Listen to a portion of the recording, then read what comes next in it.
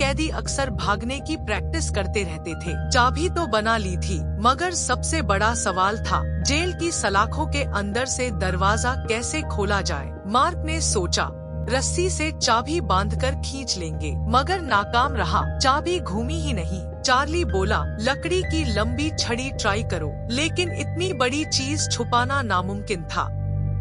फिर एक दिन काम करते करते उसने बूढ़े कैदी के हाथ में घूमता लकड़ी का पहिया देखा और दिमाग में बिजली कौन दी।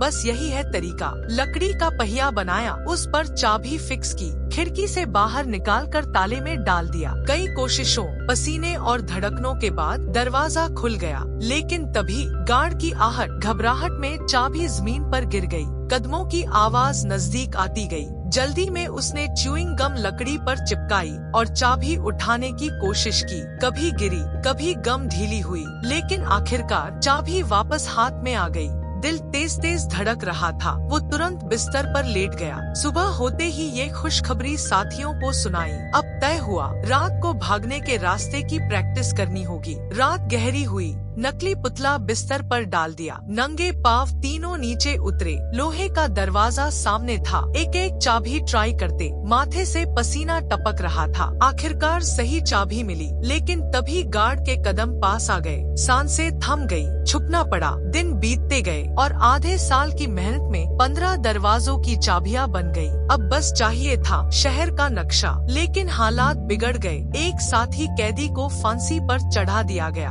अब देर करने का मतलब मौत बुलाना था। फैसला हो गया, आज रात ही निकलना होगा। दरवाजा खुलता गया, बंद होता गया। आखिरकार सामने था आजादी का रास्ता। तीनों ने एक दूसरे को गले लगाया, मुस्कुराए, मगर किस्मत को कुछ और ही मंजूर था। आखिरी दरवाजे पर जितनी भी चाबियां लगाईं, एक भी काम नहीं आई।